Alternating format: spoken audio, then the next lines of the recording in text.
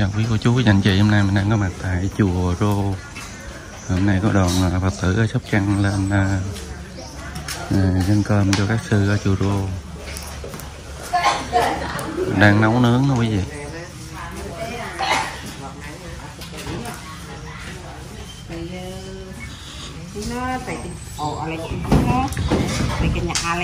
Rỗi cuốn.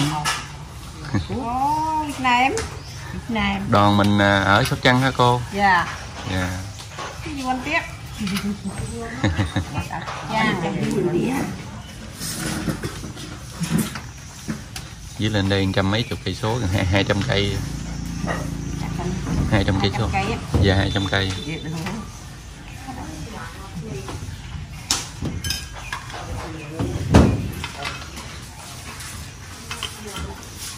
Rỗi cuốn.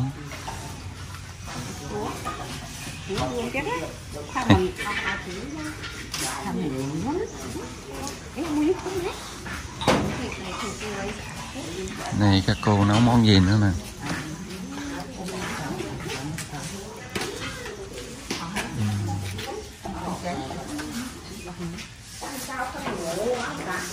Nhóc món.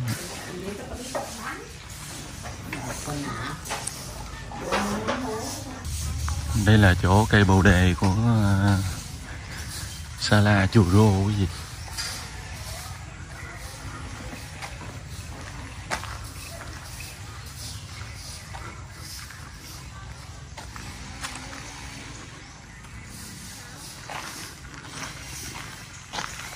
Đây là nhà tăng của chùa Rô. Hiện tại thì xây dựng xong hết mà chưa có tiền mua sơn để sơn đó quý vị.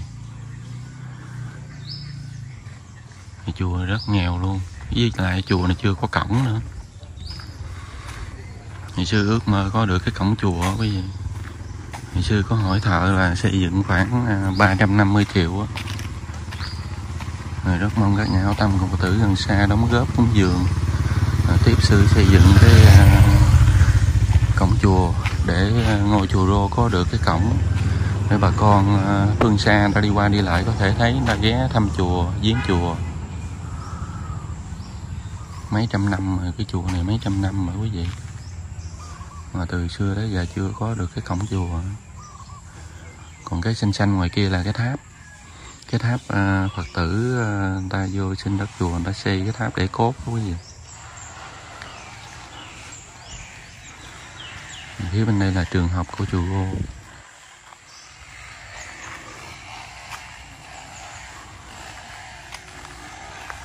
Tuốt ở trong kia là chánh điện đó quý vị. Chánh điện tuốt ở trong.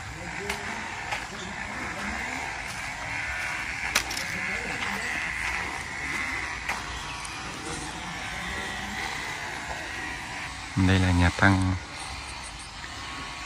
Hiện tại thì sư quét sơn được một lớp rồi quý vị. Còn lớp sơn vàng thì sư chưa có tiền để mua cái sơn vàng. Sơn hết cái chùa này rất nhiều tiền đó quý vị.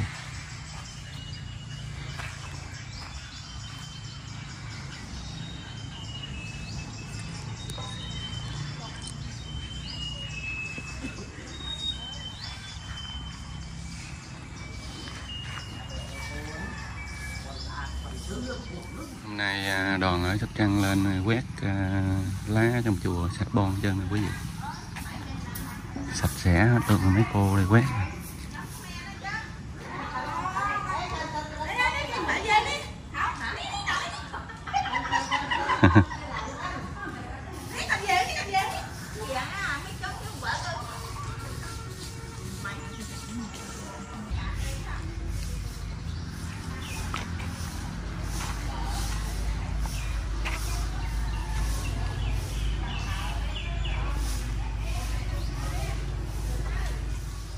Giờ này mình ra ngoài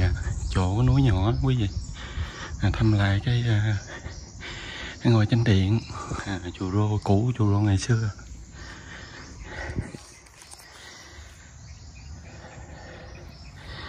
Mấy pho tượng này được đeo sâu chuỗi hết rồi.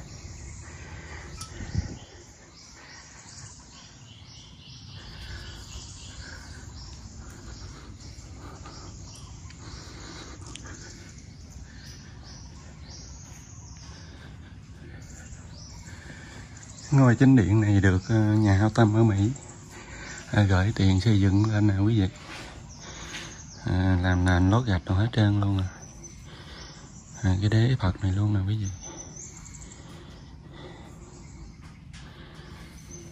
Cái bệ thờ xây dựng dán gạch hết luôn.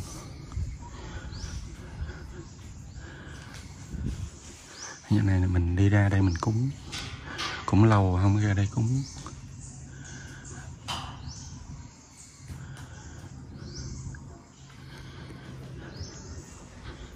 Thắp hương đi. Đây là phía sau lưng của chánh điện đó quý vị.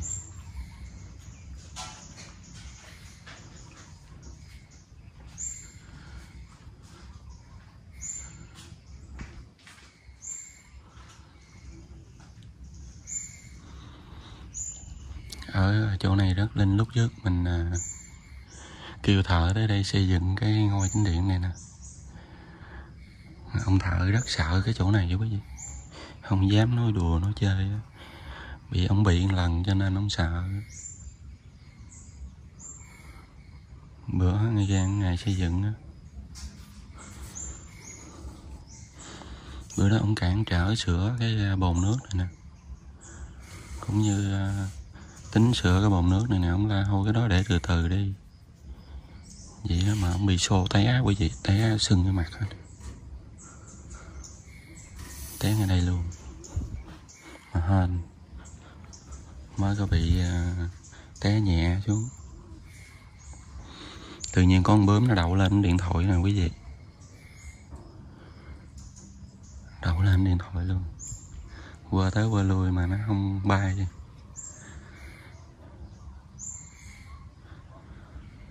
Cây đó cây mùn tuốn đó quý vị. Ở đây cái núi nhỏ, núi rất thấp, cao khoảng 50 mét rồi quý vị.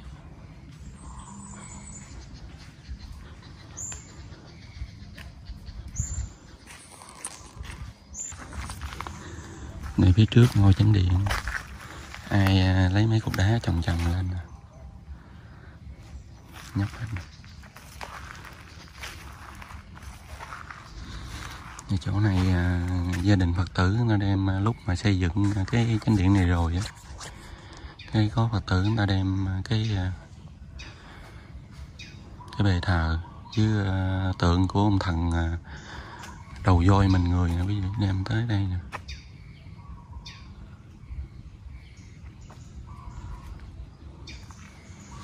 Chỗ này là cây lâm dồ ôm cục đá.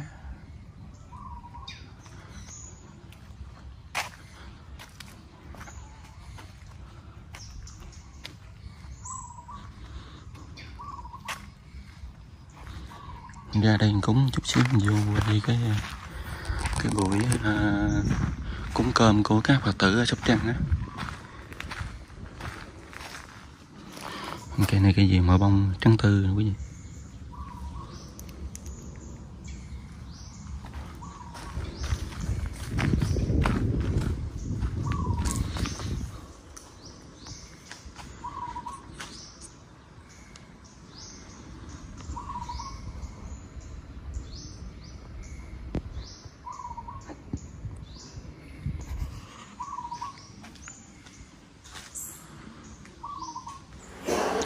Giờ này mình vô tới sala của chùa Rô quý vị. Thì đoàn Phật tử ở Sóc Trăng lên hôm nay cúng cơm cho các sư ở chùa Rô. Thì gần đến giờ các sư dùng cơm đó quý vị. Đây là đoàn Phật tử ở Sóc Trăng, gần chùa Nước Mặn đó quý vị, ở Sóc Trăng.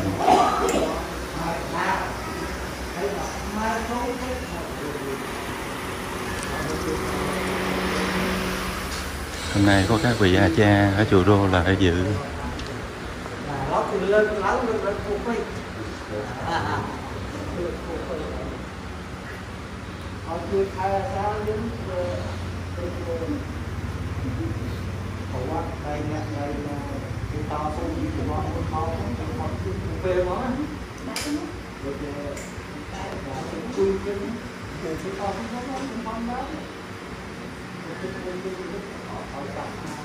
Có cúng gạo nữa.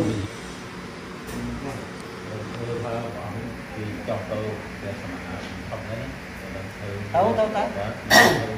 lâu nó kêu món cái cho tấu làm gì đây xong tấu làm gì đây là các vị gia cha ở chùa Rô.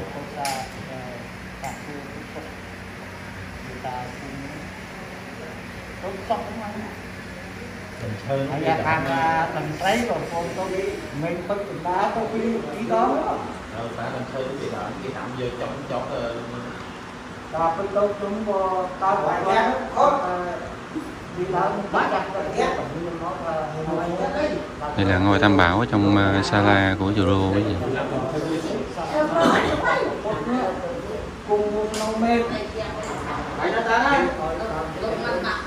Sư vô, sư cả vô.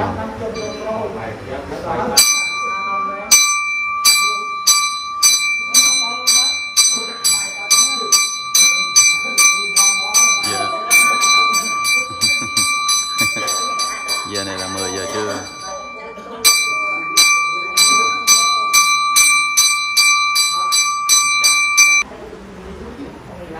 Sala là nơi các sư dùng cơm mỗi ngày đó quý vị. Phật tử cúng dường cơm mỗi ngày.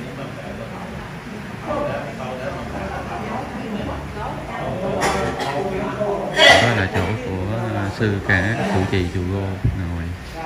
Còn phía dưới này thì các sư nhỏ, sư phó và các sư nhỏ.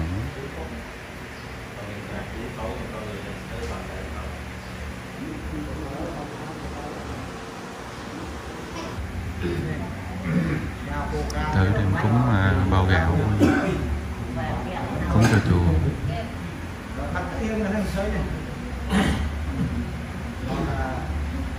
Thì trong chùa có 2 cô Phật tử ở trong Sóc đó, đến chùa để nấu cơm cho các sư hàng ngày.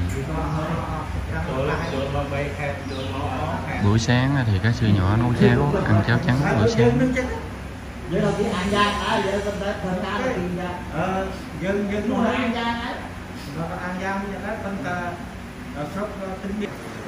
Giờ này các sư vô.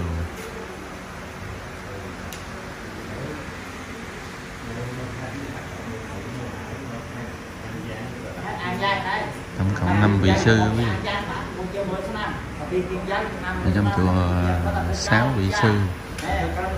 Hiện tại thì 6 vị sư mà có 1 vị đi học rồi quý vị. Giờ còn 5 vị.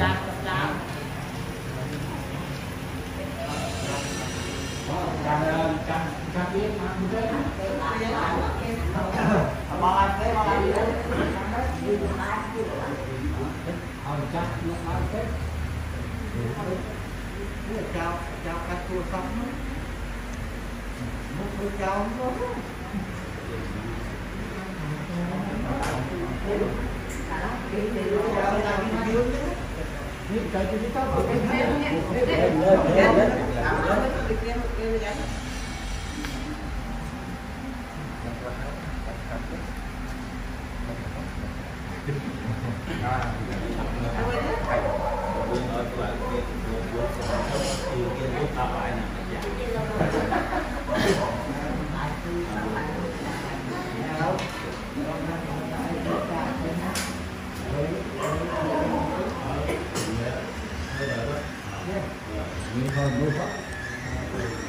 Ở trên đó là vị sư cả ngồi đầu tiên, tới sư phó, rồi mới tới các vị sư nhỏ dưới này quý vị.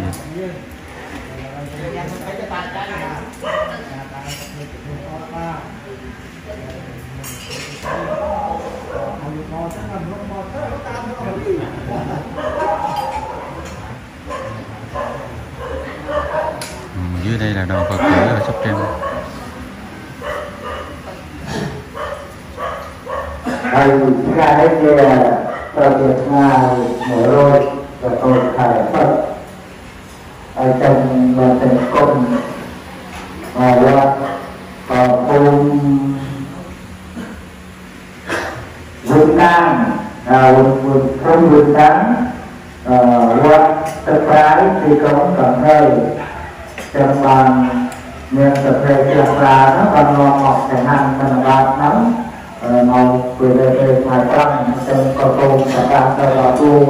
Hiện nay sát nhập lại Sóc Trăng và Cần Thơ hay gì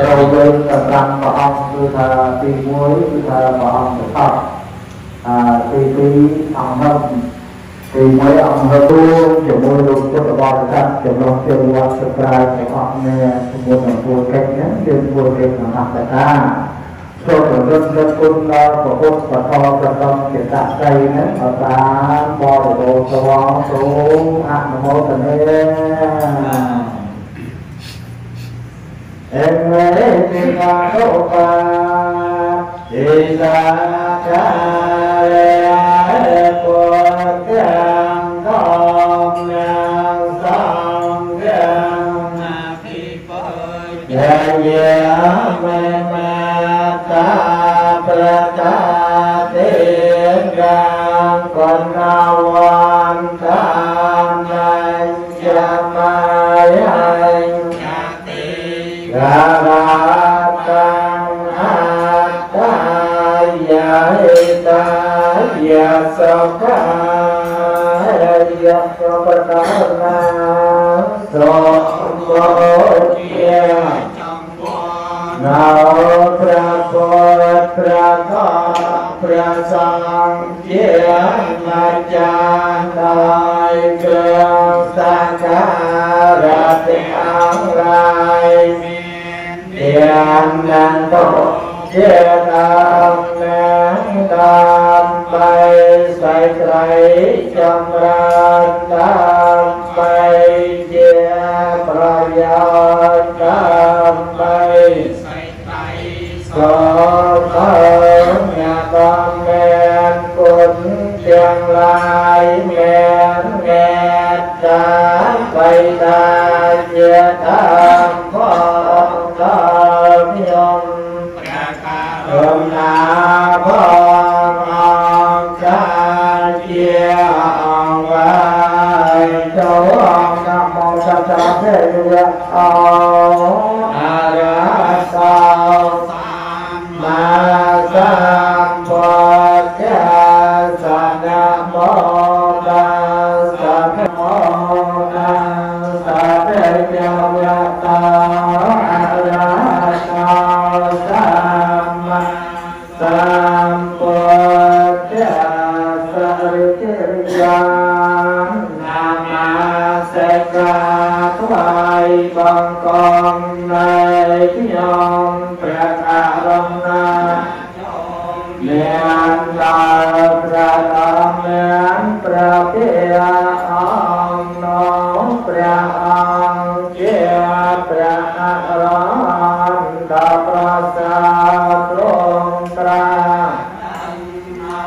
nhây đó trong cuồng đại có phải trong cuồng pra ang an men cô ai chan pra thao pra ang lại tê cao thế ca pia a ra sam ma sam phật tô thiên na sa nam phật tô thế ca pia thế tăng a ra thì quân sang tam con nam sẽ sa nam nhé mê tan cha con nam mê ta sa để a bê coi cha diêm để cho ba ta con để cao ra ta con mô san trân thế con để ấy bạn sẽ con phần nói con phải cha tăng về thì ta có anh để tăng phá ta thì con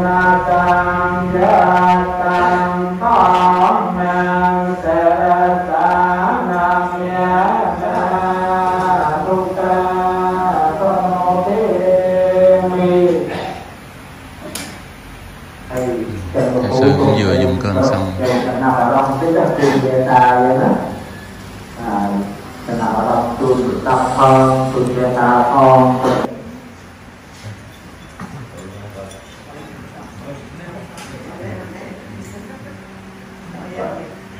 from bên cách đây from lại từ phun đầu từ vào sắc đầu cùng một an nên bảo hộ từ vào cái cùng một án cùng lòng phú ăn tốt tận thơ khi trong thơ rồi chúng ta hoạt trong công nhân chế tận trai nhưng công nhân cách đây from lại từ phá trong ông trong thơ công chung cho bao được và bạn nặng đấy lấy viên thực chất sẽ có trở con trở nên rõ tôn trang lâu vào ra ở dạng cao đây hai và vượt sạch thấy viên thực tung lâu rồi là chẳng mong mà nói đến ra và rồi theo an giang chung phố đầu tiên ta sẽ có là bạn sẽ đề xuất sẽ đề dụng lớn cả chỉ dụ quyền không chung phố đâu điện viên thực hiện trả phá để tôi có đi thu bằng tháng không lục phố thì trong lần thế thì gọi vào thật tay là bạn để đề xuất để đề dụng ra là huy và áp dụng và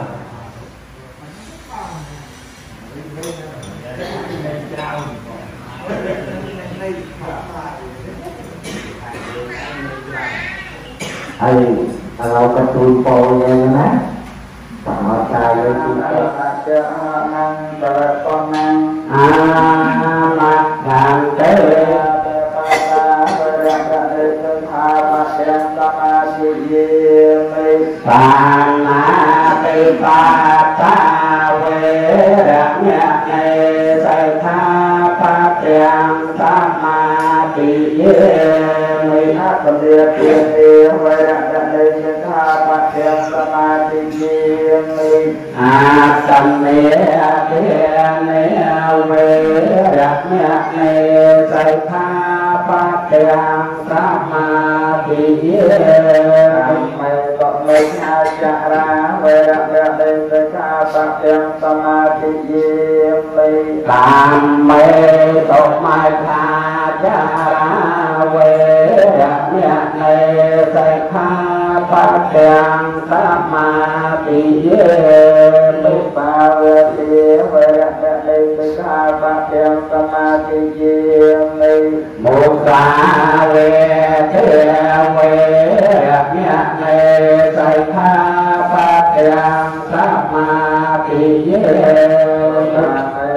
ปัจจัปมาตระมาเวระเดินทางปัจเจงสมาธิเยี่ยมโลกาเมยะปัจจัปมาตัปนานาเวระเนในใส่ท่าปัจเจงสมาธิเยี่ยมนาปัญจสิกขาปัจเจกาภิกันตวะปมาเตนะจักกลังสัมปริตตัจจานามาขันเตสุจตัญญันตอิเลภุกตัมปะเทียอิเลนะภุตัญญันตตัมมาอิลังตาเยเยภุตาภุตาภุโพเทโยภริตาโตสาปุถโธขามาโตจังเมียงพ่อเมโยภริตาโตสาธาโมขามาโตจังเมียงสังเทโยภริตาโตสาสังโฆขามาโตจังเมียง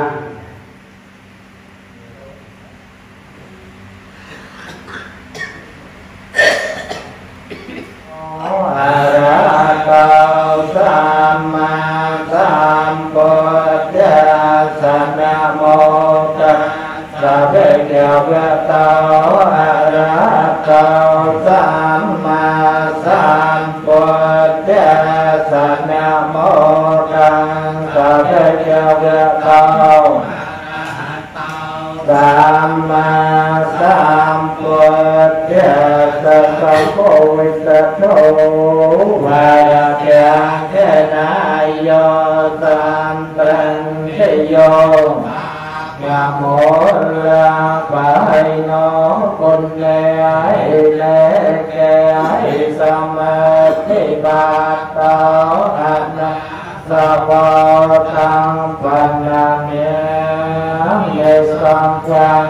bất tự tâm đó chẳng ràng đâu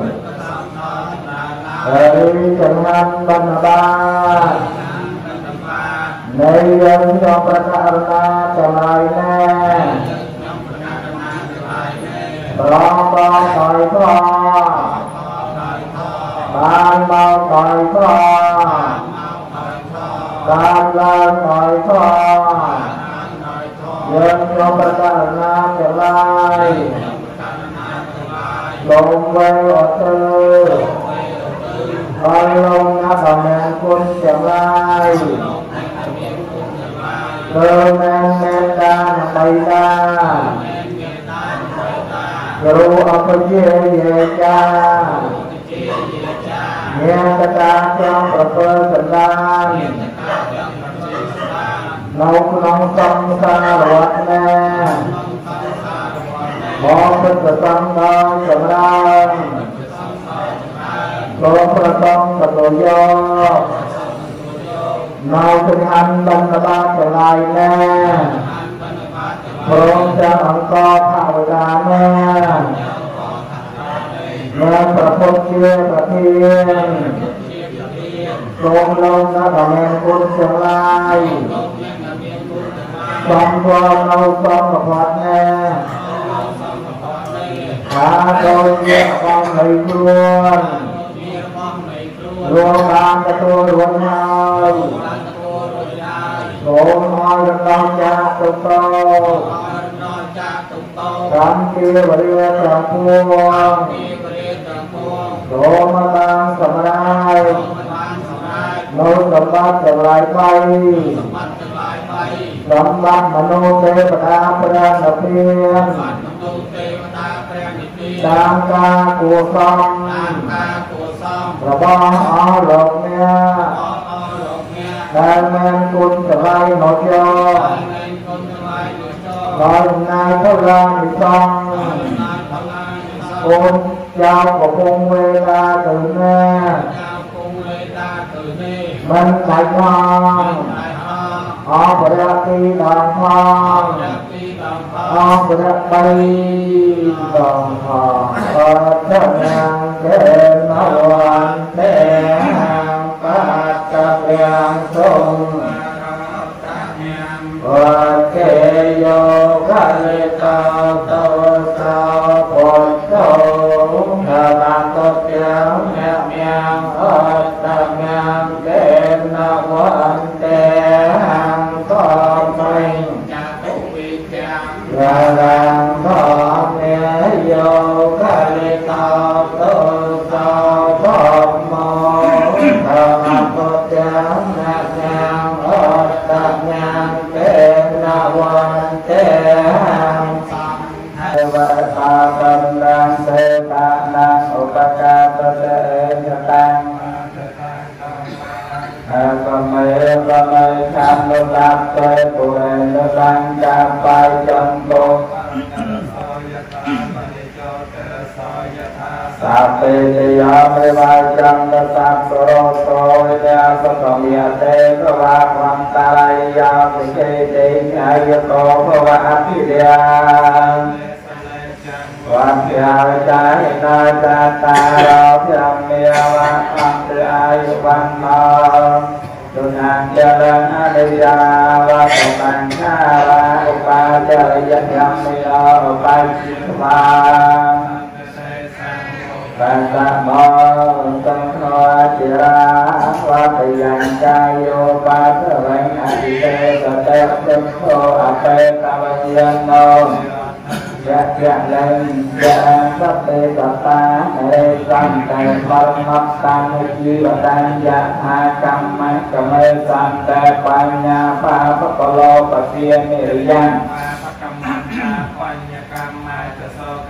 ธัมมาโดยะโลยานังเนติยังสัมปาราจิกังปัญญาเนกรโลกัสมังปัตถาในยะตักขวาสังกรัตนังโอสถาอัตมังปารังอานายังปานายังสังเตเจนะโต Sampai rau kia wapan sakmen Tokete atalathia Seketa rola Pampasan sene arau kia Seketa auta tak sampai Yang terkait nol tanau berjalan nol berkait cho jelas nanti petasan najo semai miên rok oi tanau berkait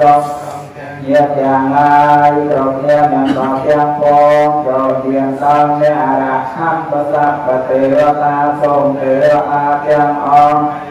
Katanau nyasa pekotia mutia wenya dai mutia nai Katam dia nopia wenya dai mutia nai dia pon yang kuang sapasang dia nopia wenya dai dia sang yang kuang dia dai ni kawan tu sud dai yang mai jong yang dai Sắp sắp lia tôn hôi chặt tay lia la mong ra bằng nát tay nô Sắp lại cho chia ho sắp lại cho chia ho sắp lại thuộc ta Giang tốt giang con ơi trong kê khi sơ nâng yên còn nịch dùng ca con hát nằm mẹ anh hỏi chết tiền và thác lại phá tôn chung nhà phá trong cuộc cầu thơ mẹ ta thấy ta cùng câu phải chế về cha con nghe ta làm vì sân đàn chỉ đông với ta rồi đâu cây na lòng cha ta tồn chôn nhang phở cô sơn tan xa sông sông đêm sáng và ta thoát trong đêm kia phan hóa na lễ để dông sa kia ngày gia sát ta chỉ quan ta rồi cho cảm mà nói nhang coi cha nhang sa về Lạc lan tốt lạc nha thế Để ta kết nhông cả ta là Chia phá phỏ và ta ngọc hàng Rồi giờ này cúng dường xong rồi đó quý vị, các sư dùng con xong rồi. Mình cũng xin kết thúc video tại đây. Nếu quý vị xem hay nhớ like, chia sẻ, đăng ký ủng hộ kênh mình nha. Mình chân thành cảm ơn nhiều. Chúc quý vị thân tâm là sức khỏe dồi dào, an vui và hạnh phúc. Nam mô Bổn Sư Thích Ca Mâu Ni Phật. Nam mô A Di Đà Phật.